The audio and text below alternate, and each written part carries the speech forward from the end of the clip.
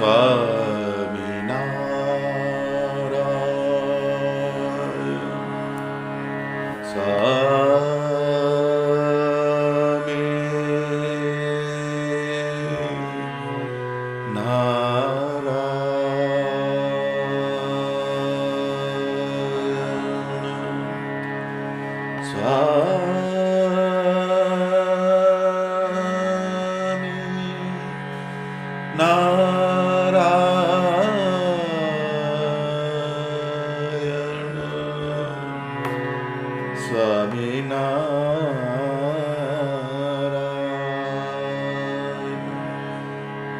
સ્વામિનારાયણ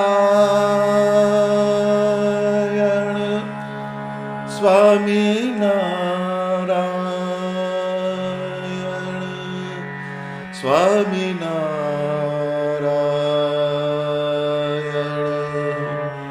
સ્વામિનારાયણ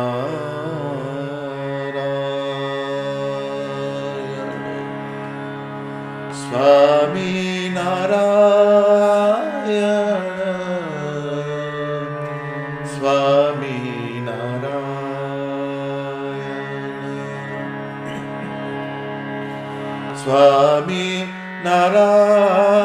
સ્વામિનારાયણ સ્વામિનારાયણ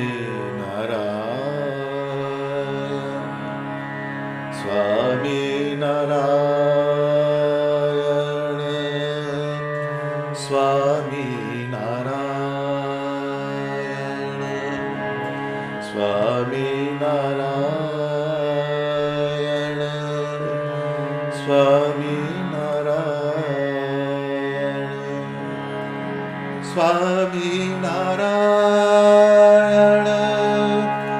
સ્વામિનારાયણ સ્વામિનારાયણ સ્વામિનારાયણ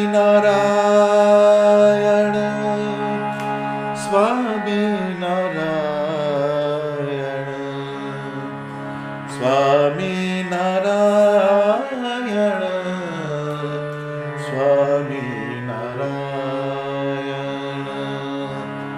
સ્વામિનારાયણ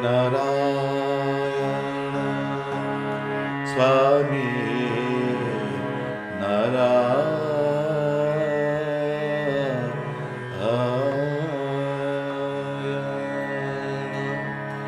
સહજાનંદ સ્વામી મહારાજની જય. સૌ હરિભક્તોને મારા જય સ્વામિનારાયણ.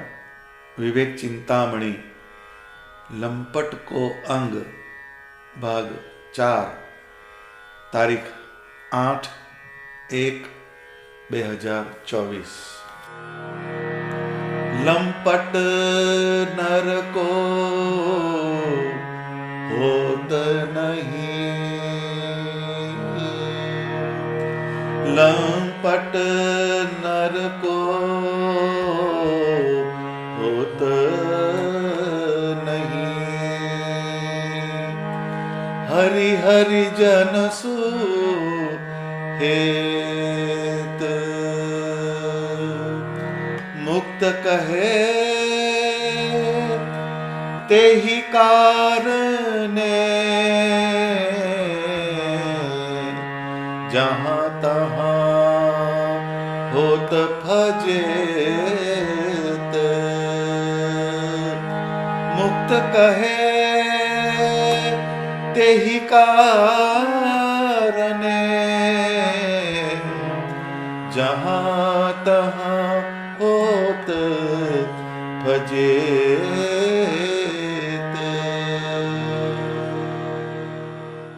લંપટતા જે છે એ ક્યાં સુધી અવરોધ કરે એની વિગત મુક્તાનંદ સ્વામી આ ચોપાઈમાં બતાવે છે.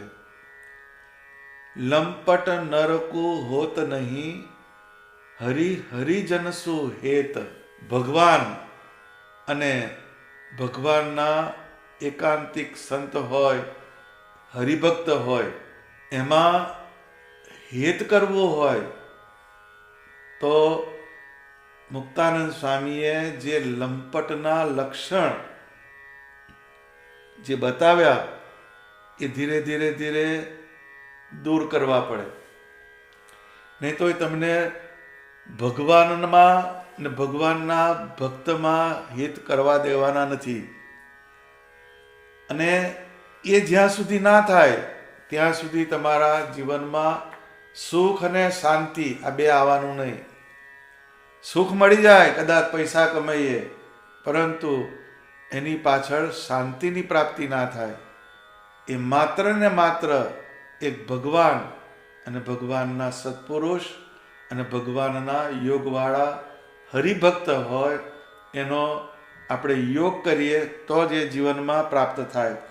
તો આ સંસારમાં જે મનુષ્ય હોય અને જેને ભગવાનના સત્પુરુષ ભગવાનના શાસ્ત્રોનો યોગ નથી અને જેના પૂર્વ કર્મ બળવાન નથી, જેનું પ્રારબ્ધ મજબૂત નથી, એવા મનુષ્યમાં લંપટતા ઇઝીલી પેસી જાય, એ સરળતાથી પ્રવેશ કરી જાય.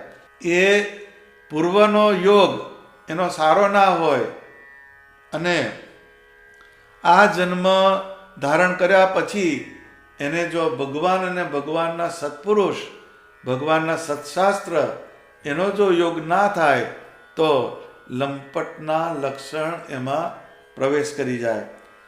તો એના પરિણામ સ્વરૂપે એવા મનુષ્ય સ્ત્રી ધન રસાસ્વાદમાં રચ્યા પચ્યા રહે છે. અહીંયા સ્ત્રી ધન અને રસાસ્વાદ કીધું તો પુરુષને સ્ત્રીમાં આસક્તિ થાય અને સ્ત્રીને પુરુષમાં પણ આસક્તિ થાય. એટલે એ એકબીજાને પરસ્પર છે, પરંતુ એ ત્રણ તત્વ એવા છે કે જે તમને ભગવાનને ભજવાનો જે માર્ગ એમાં અવરોધરૂપ છે. તો જીવનની અંદર એ જ ગોખાઈ ગયું હોય આ ત્રણ વસ્તુ, જે એક સ્ત્રી, બીજું ધન અને ત્રીજો રસાસ્વાદ.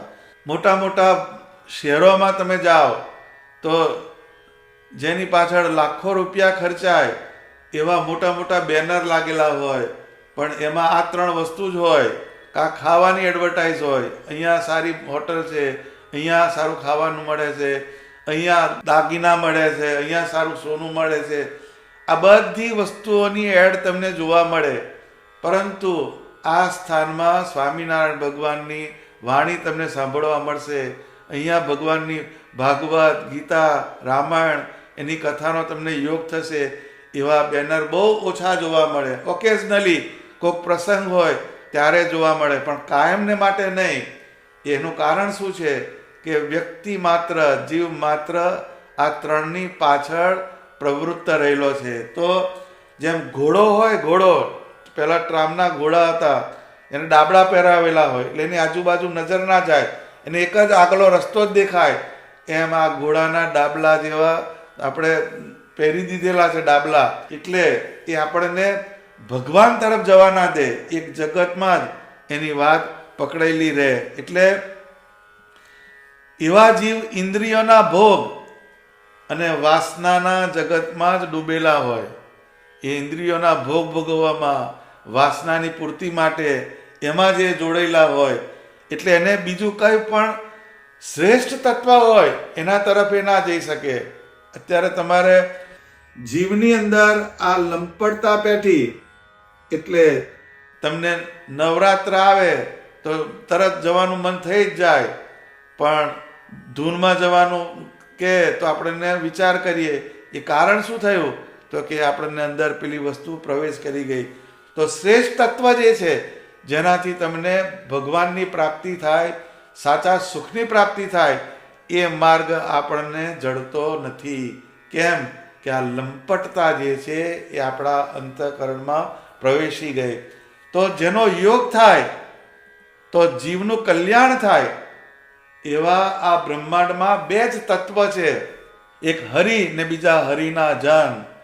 એ ભગવાન સ્વામિનારાયણ અને ભગવાન સ્વામિનારાયણનું ભજન કરતા હોય અને બીજા પાસે ભગવાનનું ભજન કરાવતા હોય એવા સત્પુરુષ અને એવા જે ભક્ત હોય, આ બે જ એ કલ્યાણકારી છે, બે સુખકારી છે. માટે તુલસીદાસે કહ્યું કે સુરપુર, નરપુર, નાગપુર, ये तीन में सुख नाही, કા સુખ હરિ કે ચરણ में કા સંતન કે માહી. સુરપુર એટલે સ્વર્ગલોક. એ સ્વર્ગલોકની તમે વાત સાંભળો તો તમને અંદરથી એમ થઈ જાય કે ત્યાં જ રહેવા જેવું છે, પણ એમ કે એને એ છોડવું પડે છે. એ માયામય છે, એ ગુણમય છે એ સુખ. નરપુર એટલે આ પૃથ્વીલોક, એમાં પણ ઘણા જાહોજલાલીથી જીવતા હોય, પરંતુ એ પણ એને છોડવાની છે. અને સ્વર્ગ, મૃત્યુ અને પાતાળ આ 3 લોક છે. એ તીન મેં સુખ નાહી, આ 3માં સુખ નથી. કા સુખ હરિ કે ચરણ મેં કા સંતન કે માહી. આ 2 એડ્રેસ બતાયા તુલસીદાસજીએ. એમ એક ભગવાન અને બીજા ભગવાનના ભક્ત છે. એ જ સુખના કારણ છે, એ જ સુખને અપાવનારા છે. તો આ જીવ જે છે એ અનફોર્ચ્યુનેટલી કમનસીબે એ બાજુ જઈ શકતો નથી. કેમ કે લંપટ નરકુ હોત નહીં, હરિ હરિજન શું હેત. જે સુખની જગ્યા છે, જે કલ્યાણની જગ્યા છે, ત્યાં આ તમને જવા દેતા નથી. તો આ 2 જગ્યાએ હેત કરો તો તમને સાચા સુખની દિશા મળે. પરંતુ દુર્ભાગ્યવશ આપણું મન, આપણી બુદ્ધિ, આપણી ઇન્દ્રિયો પહેલેથી જ એટલી બધી જગ્યાએ જોડાઈ ગયેલી હોય છે કે જેમાંથી એને બહાર નીકળવાની કોઈ તક નથી. બધે બુક થઈ ગઈ છે. આપણી વૃત્તિઓ જે છે, એટલા બધા વિષય છે આપણા વ્યવહારના, જગતના, લોકના, કે એમાં આપણી વૃત્તિ ફેલાઈ ગયેલી છે. એટલે એ તમને ભગવાન બાજુ જવા દેતી નથી. એટલે એ આ વસ્તુને કેવી રીતે આપણે હલ કરવી, એની સમસ્યા સ્વામિનારાયણ ભગવાને હલ કરી. એ ગઢડા પ્રથમના 25મા વચનામૃતમાં શ્રીજી મહારાજ કહે છે કે જેમ કોઈ કૂવો હોય ને તે ઉપર 20 કોષ ફરતા હોય ને તેનો પ્રવાહ જુદો જુદો ચાલતો હોય, ત્યારે તે પ્રવાહમાં જોર હોય નહીં, ને તે 20 કોષનો પ્રવાહ ભેળો કરીએ તો નદીના જેવો અતિશય બળવાન થાય, તે કોઈનો હટાવ્યો પાછો હટે નહીં. હવે 200 વર્ષ પહેલાનો આ દાખલો છે. મોટા મોટા કૂવા હોય, એમાં કોષ ફરતા હોય. કોષ એટલે ચામડાનું બકેટ હોય, એની અંદર પાણી લાવવા માટે. તો એને બળદ હોય, એને જોડે, અને દોરડું હોય, ને એનો છેડો પેલા ચામડાના બકેટની અંદર, કોષની અંદર જોઈન્ટ હોય, અને અંદર કૂવામાં જાય અને એમાંથી પાણી બહાર લાવે, અને બહાર ઢાળીઓ હોય, એની અંદર એ પાણી રેડે. તો એમ કે 20 કોષ ફરતા હોય. કેટલા? 20. અત્યારના સંદર્ભમાં આપણે કહીએ તો 20 મોટર મૂકી હોય કોઈએ, ટર્બાઇન. એક કૂવો મોટો હોય, એમાં 20 ટર્બાઇન મૂક્યા હોય, ને એના દરેક મોટરના જે પાઇપ આવે, એનું પાણી જુદી જુદી ચેનલમાં જાય તો એનો ફોર્સ ઢીલો પડી જાય, એ પકડાય નહીં. પણ 20 મોટરની ટર્બાઇનનો જે પંપનો પાણી આવે, એક જ થાળામાં જાય, ને પછી એક ચેનલમાં એ જો બહાર જાય તો એનો ફોર્સ નદી જેવો થાય, એમ કે છે. અને પછી એ અટકાવ્યો અટકે નહીં. આ બહુ લોજિકલ ઉદાહરણ સ્વામિનારાયણ ભગવાને આપેલું છે. એમનો કહેવાનો વિષય શું છે? તો એમ કે છે કે એ પ્રવાહ એટલો મજબૂત થાય તો એ હટાવ્યો હટે નહીં. જીવુબા લાડુબા હતા, એને બાળપણથી જ ભગવાનને ભજવામાં એમની વૃત્તિ લાગેલી હતી. એટલે એભલ ખાચરે એમને કહ્યું કે આ તમે બહુ નાના છો, મોટા થઈને ભગવાનનું ભજન કરજો. અત્યારથી શું આ કર્યું કે છે? તો કે વૃદ્ધપણાને વાયદે રહેવું તે તો અમને ન મનાય એવું. એ જીવુબાએ વાત કરી એભલ ખાચરને કે અમે મોટા થઈને ભગવાન ભજીશું, એ વાત અમને મનાતી નથી. આ નહીં આ તનનો નિર્ધાર, અચાનક થઈ જાય નાશ, એમ કીધું. એ કેમ કહ્યું? તો કે એમની અંદર સ્વામિનારાયણ ભગવાન પ્રત્યેની જે નિષ્ઠા, જે એમની દ્રઢતા, એ 20 કોષના જેવી છે. એમનું મન ભગવાનનું ચિંતન કરે છે, એમની બુદ્ધિ ભગવાનનો નિશ્ચય કરે છે, એમનું ચિત્ત ભગવાનનું ચિંતન કરે છે.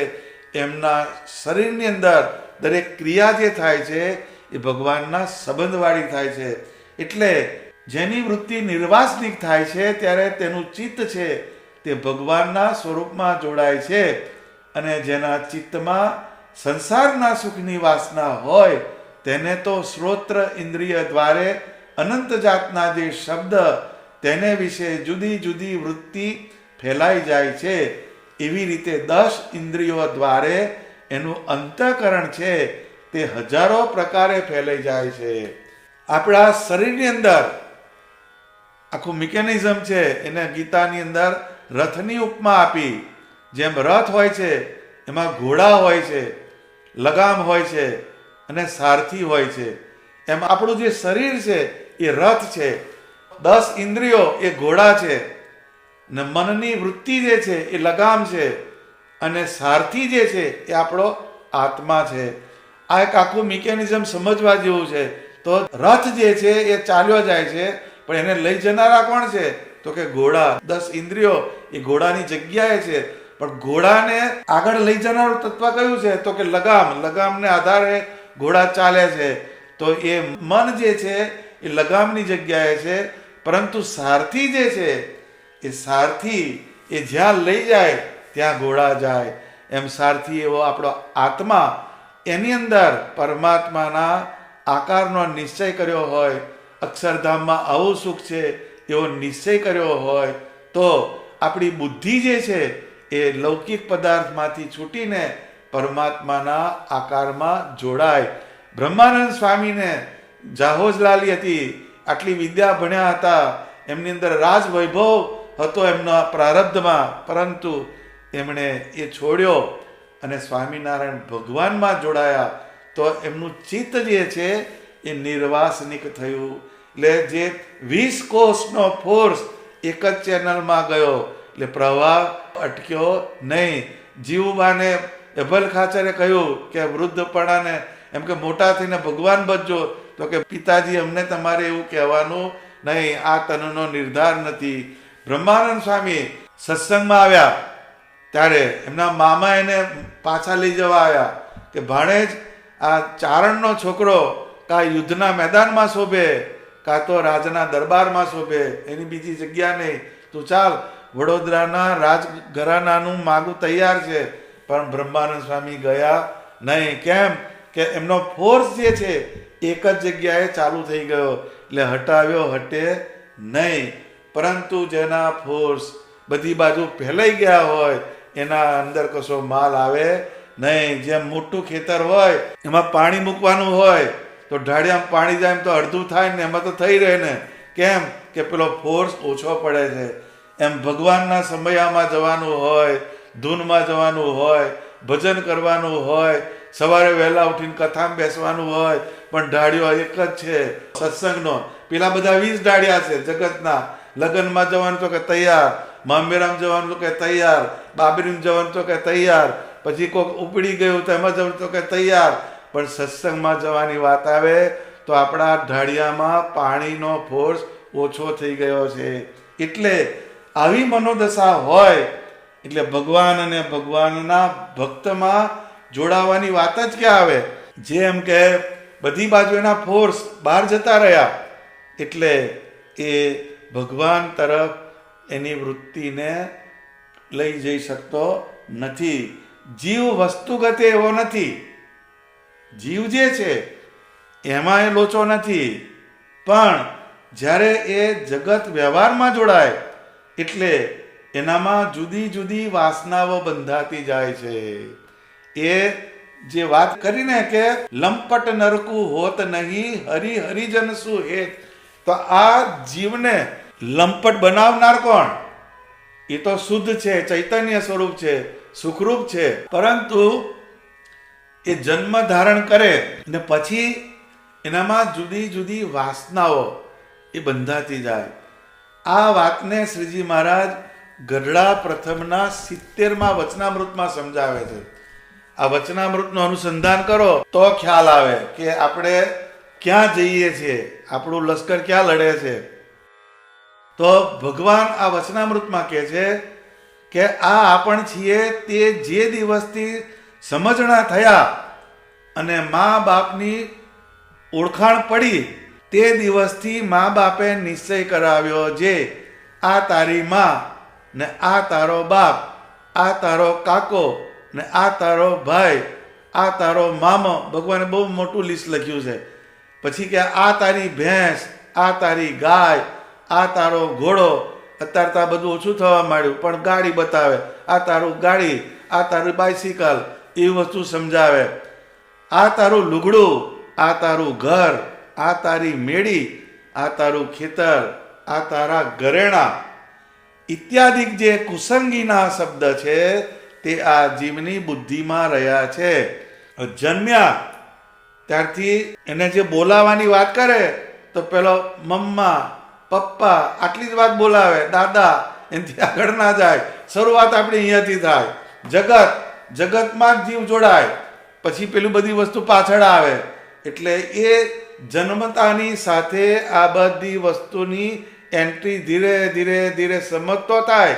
જેમ સમજાય પછી એમ કે આ તારા કાકા થાય, આ તારા મામા થાય, આ તારી ફોઈ થાય, આ તારા દૂરના આમ થાય, આ દૂરના આમ થાય. એ બધો ફિરકો આગળ ચાલવા માંડે. એ બધી વસ્તુ એને ભગવાને કુસંગીના શબ્દોનું ટાઇટલ આપ્યું. ઇત્યાદિક જે કુસંગીના શબ્દ એ અંદર ભરાવા માંડ્યા. એ કેવી રીતે રહ્યા છે પાછું એની માહિતી આપી. તો કે જેમ કોઈક સ્ત્રીઓ ભરત ભરે છે તેમાં કાચનો કટકો હોય છે, તેમ ભરતને ઠેકાણે બુદ્ધિ છે અને કાચના કટકાને ઠેકાણે જીવ છે. તે બુદ્ધિમાં એ કુસંગીના શબ્દ ને તેના રૂપ તે પંચ વિષયે સહિત રહ્યા છે.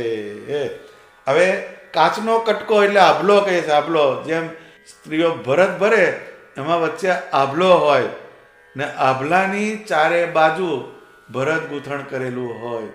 હવે આભલાની જગ્યાએ જીવ અને પેલી જે બુદ્ધિ જે છે એને ભરત ગૂંથણની જગ્યાએ સરખાયું. હવે ભરત ગૂંથણ તમે જુઓ તો એમાં કલરફુલ દોરા હોય, પાછા એ જેવું તેવું ના હોય, મનને આકર્ષણ કરે એવું હોય. એ આકર્ષણ કરનારું તત્વ છે ખરું, પરંતુ જે 1 ઇંચના ડાયામીટર વાળો આભલો હોય એના ઉપર તમે ભરત ગૂંથણ કરો એટલે અડધા ઇંચનો ડાયામીટર થઈ જાય. એનું ક્ષેત્રફળ જે છે, એનું જે સર્કલનો સરકમફરન્સ છે એ ઓછો થઈ ગયો, એનો ડાયામીટર ઓછો થઈ ગયો. તો પરિણામ શું આવ્યું? તો કે જીવની ચારે બાજુ એ ગૂંથેલું છે ભરત ગૂંથણ. એ જાત જાતનું હોય, તમને અંદરથી મોહ પમાડે, તમને અંદરથી એના તરફ આકર્ષણ થઈ જાય એવી વસ્તુઓ બધી એટ્રેક્ટિવ હોય જગતની અંદર. એ આપણા જીવની ચારે બાજુ ફરી વળી, એટલે ભગવાન બાજુ જવા દેતી નથી. એટલે એની આખી કન્ટિન્યુટી ભગવાને મધ્યના 8મા વચનામૃતમાં સમજાવી. આ ભરત ગૂંથણનું 70મું વચનામૃત છે. પરંતુ એ ભરત ગૂંથણ અંદર શું ખેલ કરે છે, કેવી રીતના તમને ભગવાનના માર્ગમાંથી ડિસ્ટ્રેક્ટ કરે છે, એની બધી સમજણ શ્રીજી મહારાજ ગઢડા મધ્યના 8મા વચનામૃતમાં આપે છે. ભગવાન સ્વામિનારાયણ કહે છે કે મમય વાંશો જીવલોકે જીવભૂત સનાતન મનઃ ષષ્ઠાનિન્દ્રિયાણી પ્રકૃતિ સ્થાની કર્ષતી. મમય વાંશો, મમ એવ અંશ. આ જગતમાં જે જીવ આવે છે એ બધા મારા અંશ છે. હવે જો ભગવાનના અંશ કેવા હોય? એ તો પાવરફુલ હોય. પણ જીવલોકે એટલે જીવલોક એટલે આ જગતમાં જે બધા જીવ જન્મે છે એ મારા અંશ છે. જીવભૂત સનાતન. એ જીવભૂત એ પંચભૂતમાંથી પ્રગટ થયેલા છે, પણ એ સનાતન છે. કેમ કે એ મારા અંશ છે. પરંતુ ભગવાન આગળ કહે છે કે મનઃ ષષ્ઠાનિન્દ્રિયાણી પ્રકૃતિ સ્થાની કર્ષતી. તો આ સંસારને વિશે ભગવાનના અંશ જે જીવ છે તે તો મને સહિત જે પંચ જ્ઞાનેન્દ્રિયો તેને પંચ વિષય થકી ખેંચીને પોતાને વશ રાખે છે. અને જે ભગવાનના અંશ નથી તેને તો ઇન્દ્રિયો ખેંચીને જ્યાં પોતાની ઈચ્છા હોય ત્યાં લઈ જાય છે. ભગવાન કહે છે મારા જે અંશ છે, એટલે પરમાત્માનો અંશ જેનામાં હોય, જેને પરમાત્માના શાસ્ત્રનો યોગ હોય, જેને પરમાત્માના મંત્રનો યોગ હોય, જેને પરમાત્માની મૂર્તિનો યોગ હોય, એવા જે જીવ એ એમ કે એના પંચ વિષય એટલે શબ્દ, સ્પર્શ, રૂપ, રસ અને ગંધ. એ શબ્દ જે છે એ કાન થકી ભગવાનની કથા સાંભળે, પછી સ્પર્શ ભગવાનના મૂર્તિનો સ્પર્શ કરે, ભગવાનના ભક્તનો સ્પર્શ કરે, એ સ્પર્શ થયો.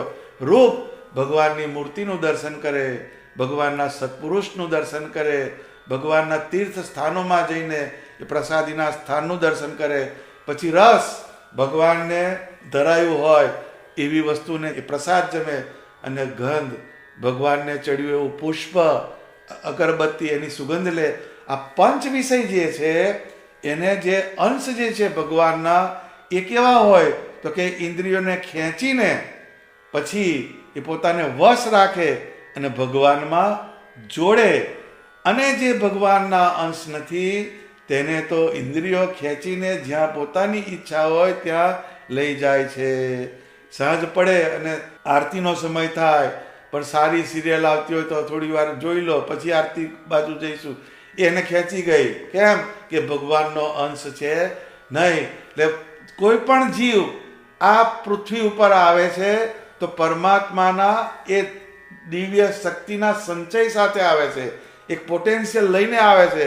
એટલે દારૂ ગોળા સાથે હોય છે, પરંતુ જે કોઈ બંદૂક હોય એમાં ગોળી હોય, એમાંથી દારૂ ગોળો નીકળી જાય એટલે પછી ટ્રિગર દબાવે તો એમાં કશું વળે નહીં, કે એ ફૂટેલી કારતૂસ કહે છે એને, ફૂટેલી કારતૂસ. એમ આ જીવ આવ્યો ત્યારે ભગવાનના દારૂ ગોળા સાથે આવ્યો, પરંતુ જ્યારે એનો અંત સમય આવે તો બધો દારૂ ગોળો નીકળી ગયો. કાં શરીર ખાઈ ગયું, શરીરના સંબંધી ખાઈ ગયા, નોકરી ધંધો ખાઈ ગયો, વ્યવહાર ખાઈ ગયો, લોકની મોટપ ખાઈ ગઈ. એ બધો દારૂ ગોળો જે છે એ બધી જગ્યાએ મિસફાયર થયો. એટલે જ્યારે મરવાનો થયો ત્યારે ફૂટેલી કારતૂસ જેવો થયો. એટલે કારતૂસ એને ગતિ કરાવી શકે નહીં. કેમ કે અંદરથી દારૂ ગોળો નીકળી ગયો. જેને ભગવાનનો અંશ નથી, એમ કે જેને ઇન્દ્રિયો જ્યાં દોરે ત્યાં દોરી જાય, એને ગમે ત્યાં ભગવાન સિવાય એ જોડાઈ જાય. કેમ કે ભગવાનના અંશ નથી. એમ આપણે દિવસ દરમિયાન આપણે વિચાર કરવાનો કે હું ફૂટેલી કારતૂસ છું કે દારૂ ગોળાવાળી કારતૂસ છું. આનું કન્ફર્મેશન આપણે રોજે જોવું પડે. જેમ પોલીસવાળા હોય જ્યારે બહાર નીકળવાનું હોય તો બધું ચેક કરી લે, ગોળીઓ બોળીઓ બધું ચેક કરી લે. એમ આપણે સત્સંગમાં જવાનું હોય તો આપણા મનને કહેવાનું ઘડીક વાર જપી જજે, 2 કલાક બીજા આટા ના મારીશ. આપણી બુદ્ધિને કહેવાનું કે ત્યાં ભગવાનનો સત્સંગ કરવા જઈએ છીએ તો ત્યાં આગળ બુદ્ધિને જોઈન્ટ કરવાની, આપણા ચિત્તને જોઈન્ટ કરવાનું. ને અહંકાર, હું એમ કે આવો લોકનો મોટો છું, આવો પોલીસ ઓફિસર છું, આવો ધંધાવાળો છું, આવો મોટો ખેડૂત છું, આ બધું પોટલું બાજુ મૂકી અને આપણે ભગવાનના ભજનની અંદર જોડાઈએ તો આપણું ભજન જે છે એ પરમાત્મા તરફ ગતિ કરાવનારું થાય. માટે આપણે સર્વે ઇન્દ્રિયોના દોર્યા દોરાતા નથી. તો જો ભગવાનના અંશ છીએ એવું જાણીને અતિશય આનંદમાં રહીને ભગવાનનું ભજન કરવું. જો અહીંયા પોઈન્ટ અહીંયા આવે છે, એ લંપટતા જે છે એને તમારે તોડવી હોય, એનાથી તમારે દૂર થવું હોય તો કરવાનું શું? તો કે હું ભગવાનનો અંશ છું, મારામાં ભગવાન રહેલા છે, હું ભગવાનનો ભક્ત છું. એવું એક જેમ કોઈ બી માણસ હોય એને જ્ઞાતિનું અભિમાન હોય, અમે આવા રજપૂત, અમે આવા પટેલ, અમે આવા બ્રાહ્મણ, એક એનું અંદર એને ગૌરવ હોય છે. એમ આપણે પરમાત્માના અંશ છીએ. સ્વામિનારાયણ ભગવાન મારા ચૈતન્યને વિશે વિરાજમાન છે એવું અંદરથી સમજીને આનંદમાં ભગવાનનું ભજન કરવું અને સર્વ ઇન્દ્રિયોની વૃત્તિઓને ભગવાનના સ્વરૂપમાં હોમવી, એને જ્ઞાન યજ્ઞ કહ્યો. આ જ્ઞાન યજ્ઞ કરતા આપણને આવડવું જોઈએ. સત્સંગમાં આપણે આવ્યા પણ હલ્લેસા મારવાના જ થાય, બાવડા દુખાડવાની વાત થઈ, પણ આપણા માઇલેજ કપાય નહીં. માટે આપણે આવો કલ્યાણકારી સત્સંગ મળ્યો, આવા સ્વામિનારાયણ ભગવાન મળ્યા, વચનામૃત, શિક્ષાપત્રી, ભક્ત ચિંતામણી તથા બીજા સતશાસ્ત્રોનો યોગ થયો. એ આપણા અનેક જન્મના સુકૃત્યનો ઉદય થયો એમ સમજવાનું. એ દિવ્ય વસ્તુને બાજુ પર મૂકી ને માયિક પદાર્થમાં હેત કરીએ તો જ્યાં જાઓ ત્યાં ફજેતી થાય.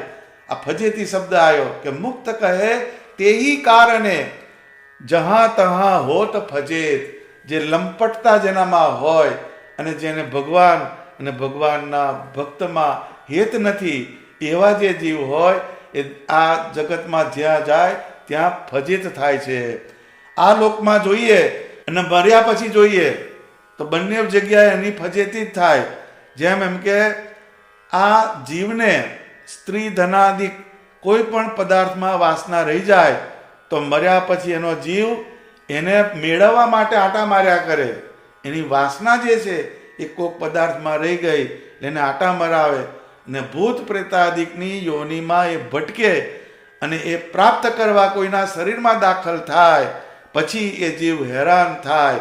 એટલે ભૂત પ્રેતને કાઢવાના જે ઉપાય એ બહુ ખતરનાક છે. એની બહુ મોટી પાછી હોસ્પિટલો હોય છે, ભૂવા હોય, ઝાગડિયા હોય, એને મરચાનો ધૂણી કરાવે ને એને અનેક જાતની પીડા આપે.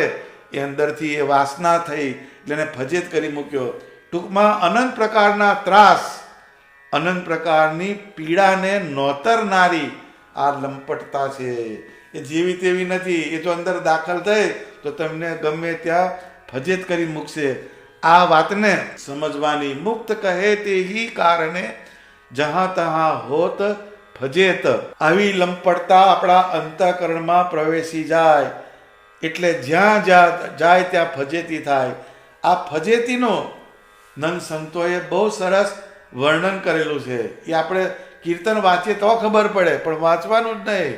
એ આપણે એનો અભ્યાસ નહીં કર્યો. બ્રહ્માનંદ સ્વામી કહે છે, આડા ચર્મતણા ઉદરમાં 8 પોર અકળાતો જી, રાત દિવસ મળ ભીતર રહેવું, મળનો રસ તું ખાતો જી. હવે આડા ચર્મતણા ઉદરમાં આ શરીર છે એને આડું એમ કે ચામડું ઢાંકેલું છે. એના ઉદરની અંદર 8 પોર અકળાતો જી. જન્મ પહેલાની આ વાત કહે છે. એ કાયમ એમાં અકળાઈ શકે છે ને રાત દિવસ મળ ભીતર. જો એ મળ ભીતર કીધું, મળ છે નર્યો, એનો રસ તું ખાય છે કે ખાટું ખારું માતા ખાતી તેની પીડા થાતી જી. જે માં જે ખાય એ બધી પેલાના અંદર એની અસર થાય. એ જે ખાય એની. કોમળ જાણી બહુ કરડતા કરમિયાને વળી કીડાજી. કોમળ છોકરું હોય એટલે કરમિયા હોય, કીડા હોય એને કરડે. આ બધું વિજ્ઞાન છે. આ સમજવા જેવી વાત છે. મૃત્યુ કરતા જન્મ બહુ ડેન્જર છે. મૃત્યુમાં થોડીક વારમાં ઉકેલ આવે. આ તો 9 મહિના સુધી ફાઇલ અટવાય અંદર અને એમાં ને એમાં જીવ અકળાય છે, રૂધાય છે. એમાંથી કાઢનાર એકમાત્ર સ્વામિનારાયણ ભગવાન છે. એ જે પેલી વાત કહે છે ને કે ફજેતી, એ ફજેતી કઈ છે? એ આ છે. મુક્તાનંદ કહે ડોકરા મરણ ભયો જબ ત્યાર, લોક લાજ રાખન જબ આયો સબ પરિવાર. ડોકરો શબ્દ વાપર્યો એટલે ગરડો. ડોકરો એટલે ગરડો. એટલે માણસ જ્યારે ગરડો થાય ત્યારે એમ કે મૃત્યુ પાસે નજીક આવીને ઊભો રહી ગયો. આ ફૂટેલી કારતૂસ છે. મરણ નજીક આવ્યું, એને કશું કર્યું નથી એટલે લોક લાજ રખન. આવે સામે જે છે એ એના જેવા જ છે. એના હોય એ કેવા હોય તો કે લોક લાજે. જે બધા સામે જે આવ્યા હોય એમ કે બધો પરિવાર એ આવીને ઊભો રહી જાય, હેલ્પલેસ, લાચાર થઈને. પછી જે પેલો ડોકરો જે હોય એ નયન નીર બરસન લગે સબ કુટુંબ કો જોઈ. એ ડોકરા જે હોય એને એમ હવે આ બધું છોડવું પડશે. આ બધું મારી આ પત્ની છે, મારો છોકરો છે, આ બધું ઘર છે, મારી મેળી છે, બધું જોવે. પણ હવે કે છોડવાનું થયું એટલે આંખમાંથી એને પાણી પડવા લાગે. નયન નીર બરસન લગે, આંખમાંથી પાણી પડે. પણ મુક્તાનંદ સ્વામી કહે છે કે મુક્ત કહે મતિ મંદ કુ હરિશું હેત ન હોય. પણ એમ કે સ્વામિનારાયણ ભગવાનને સંભાળે નહીં. મુક્તાનંદ સ્વામી, બ્રહ્માનંદ સ્વામી, ગોપાળાનંદ સ્વામી એવા મુક્તોને સંભાળે નહીં, પણ એના હગા હોય એને જોઈને આંખમાંથી પાણી પાડે. આ લંપટના લક્ષણ છે. એ જ્યારે અંત સમય આવે ત્યારે એની આવી ફજેતી થાય. આ બધા પેન પિક્ચર લખ્યા મુક્તાનંદ સ્વામીએ. એનું કારણ શું છે કે આ જો આપણે વાત ના ઉતારી હોય તો લંપટતા આપણામાં પેસી જાય. બ્રહ્માનંદ સ્વામી કહે છે આ બધા ડોક્ટર છે, એમને બધા પ્રિસ્ક્રિપ્શન લખ્યા. વૃદ્ધપણામાં ચિંતા વાધી, હાથ પગ નવ હાલેજી. જો વૃદ્ધ થયો એટલે એને એમ કે ચિંતા વાધી. હવે મારાથી એમ કે ચલાતું નથી, મારાથી દૂર જવાતું નથી, મારા શરીરની ક્રિયા થતી નથી, ખાધેલું પચતું નથી. એ છેલ્લે ફીરકો, એ છેલ્લું ચેપ્ટર બહુ અગત્યનું છે. એ છેલ્લું ચેપ્ટર સુધારવા માટે જ આટલા વર્ષો તમારે ભજન કરવાનું. આપણે બધાએ ભજન કરવાનું કેમ? તો કે આપણું જે છેલ્લું ચેપ્ટર એ સારું જાય એના માટેનું આ વસ્તુ છે. અંતે યા મતિ સા ગતિ, હમણાં જેવી મતિ છે એવી અંતે ગતિ થશે. કે જ્યારે માણસ ગરડો થાય તેને ચિંતા વધવા માંડે, હાથ પગ નવ હાલેજી, શરીરના અવયવ શિથિલ થઈ ગયા, ઘરના માણસ કહ્યું ન માને, એ દુઃખ અંતર સાલેજી. જોઈ આ સરવાળો અહીંયા આવ્યો. હવે આ ભાઈએ આખું જે જીવન જીવ્યો હોય ત્યાં દાદાગીરી મારી હોય પાછી, એટલે પેલા મનમાં રાખ્યું જ હોય તમારો વારો આવવાનો જ છે. એટલે પેલા જે જ્યારે અંત સમય આવે ત્યારે એને એમ કે જે ઘરના માણસ હોય એ કહ્યું ના માને. આ કોણ છે? જે લંપટના લક્ષણ છે. લંપટનું ઘર હોય એમાં આવું હોય, પણ સત્સંગીના ઘરમાં આવું હોય નહીં. એના તો સેવા કરે. ઘરના માણસ કહ્યું ના માને, એ દુઃખ અંતર સાલેજી. કે મેં આટલું બધું કર્યું, આટલો વેપાર કર્યો, આટલો ધંધો કરી આ બધાને મોટા કર્યા, આ બધાને સેટ કર્યા, મારા બેટા અત્યારે કોઈ મારું હામું જોતા નથી, મારું સાંભળતા નથી. એમ પેલી વાત કરીને સ્વામીએ કે ફજેતી, આ ફજેતી છે. છેલ્લે સ્વામી કહે છે, બ્રહ્માનંદ સ્વામી, ગર્ભવાસમાં ઊંધે મુખે ઝૂલ્યો. લ્યો ઝૂલ્યો કે છે એ કઈ આગો પાછો થતો હશે અંદર 9 મહિના કરે શું? તો એ ગર્ભવાસમાં ઊંધે શીર્ષાસન કરાવે ને ઊંધે માથે ઝૂલ્યો, તે દુઃખ મેલ્યું વિસારી. આ જીવ જન્મ્યો પણ કે પિક્ચર તારું તો ભૂલી ગયો તું કે છે.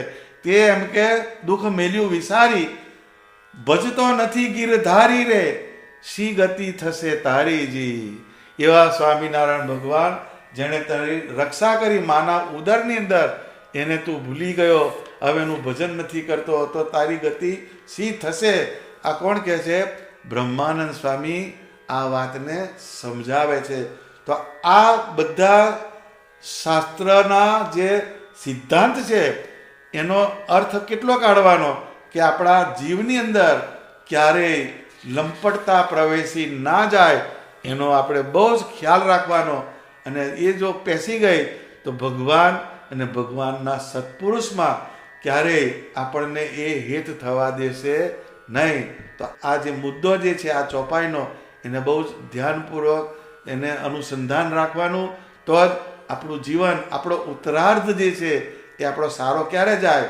તો કે આવા લંપટતાના જે લક્ષણ એને ધીરે ધીરે આપણે ઓછા કરતા જઈએ અને પરમાત્માનું જે જ્ઞાન એને આપણે અંદર સ્થિર કરીએ તો આપણા જીવનની અંદર સુખ અને શાંતિની પ્રાપ્તિ થાય. સહજાનંદ સ્વામી મહારાજની જય.